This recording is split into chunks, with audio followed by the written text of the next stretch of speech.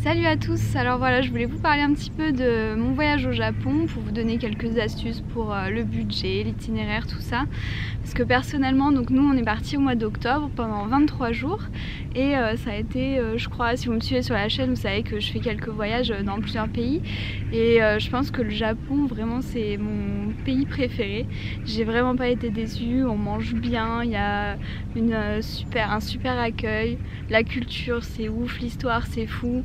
La nature est belle, enfin bref, vraiment j'ai tout kiffé là-bas. Donc pour info, au niveau budget, la totalité du voyage tout compris, donc on est parti 23 jours pour le logement, l'avion, la voiture, la bouffe, ça nous a coûté au total 5400 € pour deux. Donc, je vais vous faire un petit peu plus le détail de tout ce budget, qu'est-ce qu'il comprend, et on va commencer par l'avion puisque c'est le premier truc que j'ai réservé et c'est aussi le plus cher du budget. Donc nous on était parti de Paris pour avoir un avion direct Paris-Tokyo. Donc le vol et le train ça nous avait coûté 2400 €, ce qui est à peu près la moitié du budget du voyage.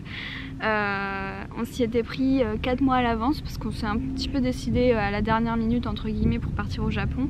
Donc au mois de juin on avait réservé fin juin pour partir au mois d'octobre. Le mieux si vous voulez payer le moins cher possible les billets, c'est d'être flexible sur les dates parce que des fois à un jour près ça peut être doublé.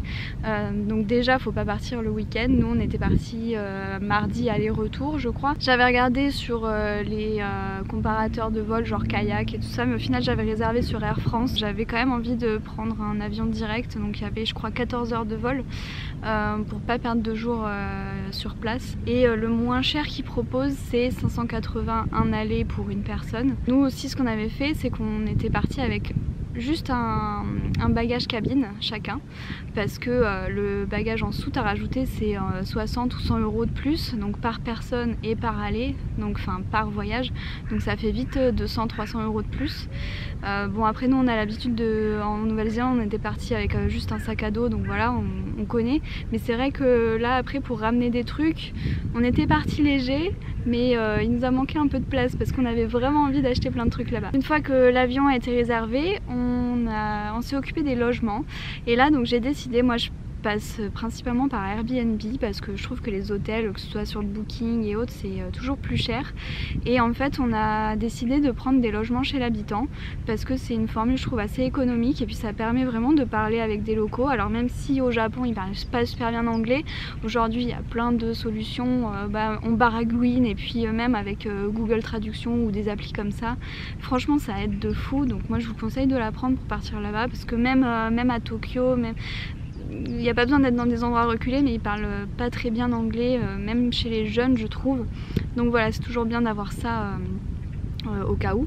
Et puis donc voilà, pour les logements on était chez l'habitant. Alors on avait pris des trucs pas très chers, donc des fois il y en avait des plus ou moins bien, mais franchement c'est toujours un super accueil et donc c'est très agréable. Je vous montre un petit peu le budget donc par nuit de ce qu'on a payé. Je dirais que c'est à peu près le même tarif qu'en France. Pour le coup j'ai pas trouvé que ce soit spécialement plus cher ou moins cher, je dirais que c'est à peu près équivalent. On s'est juste fait plaisir une ou deux nuits pour prendre un hôtel dans un ryokan pour avoir un onsen parce que moi je suis tatouée et du coup j'avais peur de pas pouvoir faire d'onsen là-bas. Or voilà, petite astuce, dans les hôtels ils ont l'habitude de recevoir des étrangers, donc c'est moins gênant d'avoir des tatous. Et surtout que moi quand j'y suis allée il y avait personne, j'étais toute seule dans le onsen, donc voilà, c'était une petite astuce qui peut dépanner. Alors est-ce qu'il vaut mieux se déplacer en train ou prendre une location de voiture au Japon? Nous on a opté pour la location de voiture, mais après c'est une question de point de vue parce que le Japon c'est quand même très bien desservi niveau train, il y en a qui vous emmènent un peu partout.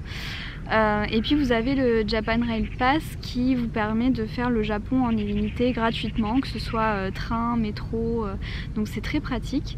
Par contre l'inconvénient c'est que du coup vous vous trimballez toute la journée avec vos valises. Bon, il y a pas mal de lockers au Japon qui vous permettent de les stocker, que ce soit dans les gares ou il y a des magasins qui vous gardent vos valises, mais bon ça fait des petits frais en plus et puis bon c'est toujours embêtant parce que du coup quand vous arrivez quelque part, le soir il faut retourner au même endroit pour reprendre la valise. Or quand on visite une ville, ça arrive souvent que voilà, on part de cette gare là et on arrive à l'opposé de la ville du soir. Donc et puis l'avantage aussi de la voiture c'est que on avait envie nous de visiter vraiment des petits villages tout comme les villes, de faire de la forêt, de la nature et donc ça permet vraiment une liberté qu'on n'aurait pas eu avec le train. Parce que voilà, même si c'est bien desservi, bah, du coup on est contraint par des horaires, et puis bon, peut-être que voilà, dans les petits villages il n'y aurait pas eu d'accès avec un train. Si vous êtes en train, moi j'ai vu qu'il y a énormément de Airbnb qui font le service d'aller chercher les gens à la gare et pour les ramener au Airbnb.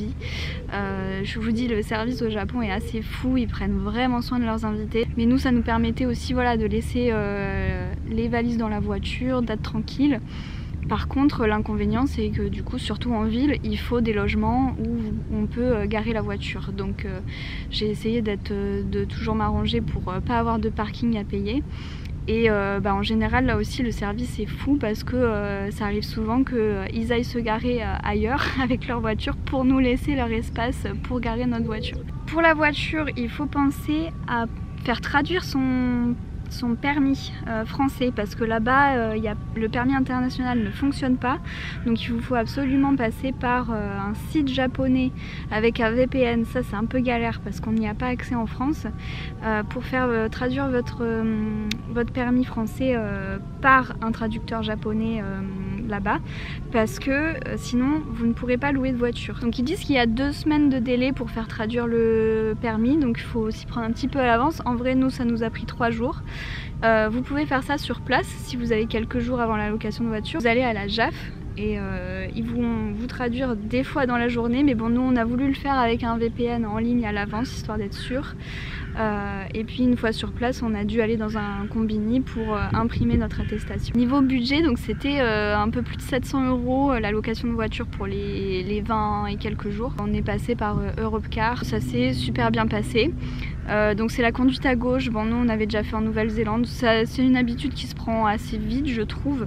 L'inconvénient aussi, c'est qu'ils ont des grosses voitures et des petites routes, donc faut faire attention sur la route.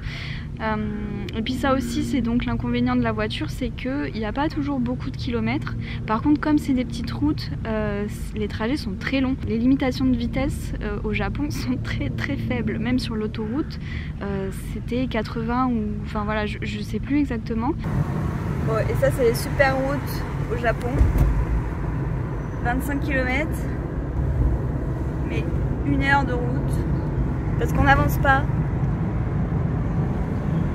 Voilà, 40, on est censé aller à 40, on va un peu au-dessus. Hein. Alors ce qu'on faisait, c'est que quand on voyait des Japonais qui traçaient, on suivait une voiture japonaise en espérant que voilà, c'était bien un Japonais dedans et qu'ils connaissaient.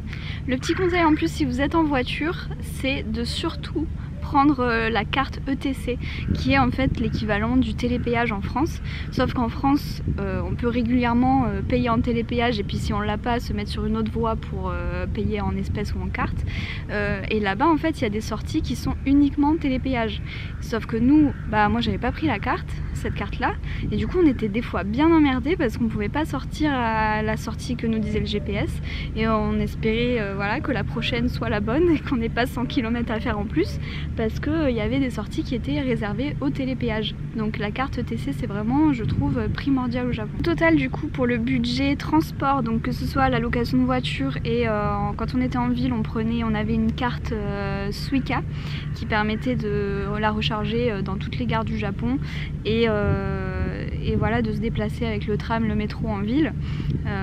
Donc au total, ça nous a coûté 1090 € sur la durée du voyage, donc ce qui fait un petit peu moins de 50 € par jour.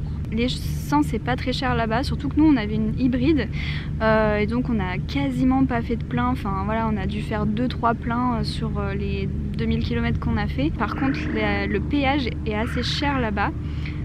Du coup c'est vrai qu'on a privilégié assez souvent de ne pas prendre l'autoroute, mais du coup ça rajoute des fois 2 fois le temps de trajet. Ensuite, un axe assez important, les repas. Donc nous c'est vrai que on s'est un peu restreint au départ parce que je me rendais pas trop compte de ce qu'on allait payer, donc on allait très régulièrement dans les 7-Eleven parce que là-bas ils font des bons repas pour vraiment pas cher, et franchement c'est bon pour le prix que c'est. Et on a aussi fait quelques restos parce que quand même on voulait en profiter pour manger de la bonne nourriture japonaise. Donc au total, pour le budget nourriture, ça nous a coûté 416 €. Donc ce qui fait une moyenne de 19 € par jour, donc franchement ça fait vraiment pas cher. Et pour finir, il y a le volet loisirs. Ça comprend surtout des petits achats qu'on a fait là-bas, les châteaux, les parcs aussi, certains sont payants, et puis les temples. Ça nous a coûté 416 €, donc une moyenne de 19 € par jour. Voilà, donc si je cumule tout ça, ça nous fait un total de 5350 € pour 23 jours au Japon à deux, donc un peu plus de 2600 € chacun je crois. Donc je trouve que quand même on s'en est plutôt bien sorti pour 23 jours à l'autre bout du monde, sachant que voilà, il y a quasiment la moitié, c'est le prix des avions déjà. Voilà pour ce qui est du budget. Je vais vous parler un petit peu plus maintenant de l'itinéraire. Il y a tellement de choses à voir au Japon que on s'est concentré sur l'île principale, et encore on a fait une petite partie de l'île principale. On a commencé par 3 jours à Tokyo et puis ensuite on a pris la voiture pour aller aux gorges de Shosenkyo, et franchement je crois que c'est un des trucs que j'ai préféré du Japon, c'était magnifique. Et ensuite on a passé 2 jours au mont Fuji. Ensuite on a été voir les villages ancestraux de Tsumago et Magome, et puis on s'est arrêté à Nagoya pour y passer 2 nuits. On a été voir Nara qui est très connue pour être la ville au daim, mais il y a aussi des très beaux temples à voir avant de s'arrêter à Osaka.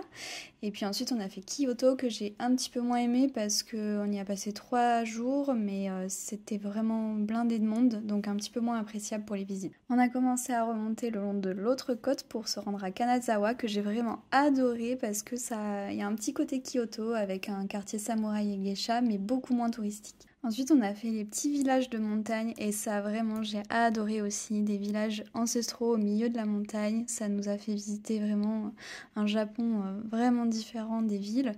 Et un petit arrêt donc à Takayama qui était plus pour s'arrêter pour dormir, mais finalement j'ai beaucoup aimé aussi, avec un petit village ancestral à visiter. Et on a fini par Kamikochi, donc qui est les Alpes japonaises, et il y a des beaux sentiers de rando à faire, c'est très joli, mais très touristique. Et enfin, on a terminé par le parc national de Nikko, qui est au-dessus de Tokyo. Je voulais terminer par là pour avoir le plus de chance de voir les arbres avec les couleurs automnales. Et vraiment, c'est très joli, il y a beaucoup de sentiers à faire et des très très beaux temples. Et c'est pas très loin de Tokyo. Et donc, on a ensuite passé une dernière journée à Tokyo avant de reprendre l'avion. Voilà. Je finis juste la vidéo pour vous donner un petit peu quelques astuces. Alors la première, ce sera de prendre du liquide avec vous, parce que nous, donc on avait pas mal de liquide, sauf que les 3 derniers jours, on en avait plus, donc on a été un petit peu emmerdés. Déjà dans les magasins de souvenirs, dans les temples par exemple, ils prennent que de la monnaie, mais même à Tokyo, dans la station de métro, on n'arrivait plus à recharger notre carte parce que on n'avait pas de liquide. Pour partir au mois d'octobre, nous, on s'attendait à ce qu'il fasse à peu près le même temps qu'en France. Au final, j'ai été surprise de la chaleur qu'il faisait. Vraiment, on était en t-shirt parfois, gros soleil, 28-30 degrés. Je m'attendais pas à ce qu'il fasse aussi chaud. Donc c'était une période assez idéale parce que voilà, on a eu beau temps. C'est après la saison des typhons, tout ça, qui est vers août-septembre. Il commence à y avoir le momiji, donc qui est l'observation des feuilles d'automne avec les couleurs orangées. On était encore un petit peu tôt, c'est plutôt novembre-décembre en général. Par contre, en octobre, donc le soleil se lève tôt, mais se couche aussi assez tôt, donc à 17h30 il fait déjà nuit. Donc ça, c'est aussi à prendre en compte pour les visites, et c'est pour ça qu'on voulait pas partir trop tard en novembre ou décembre, parce que les journées sont encore plus courtes. Pour les tatous, au final, moi le premier jour quand je suis arrivée et que je suis passée à la douane, j'avais un débardeur où on voit mon tatou, mais au final ils ont l'habitude maintenant avec les étrangers, donc il n'y a pas de souci. Et puis même il y a pas mal de salons de tatouage au final qui sont même visibles avec écrit en gros tattoo shop, que ce soit à Tokyo ou même dans d'autres villes, on en a vu quelques-uns, donc ça a l'air de se démocratiser. Et ce qui m'a marqué aussi au Japon, c'est le nombre de bâtiments ou de maisons abandonnées. On a vraiment l'impression des fois au milieu d'un centre-ville, il y a un gros bâtiment ou une maison qui est complètement à l'abandon. Donc je sais pas si c'est la population vieillissante qui fait que, mais en tout cas c'est assez surprenant.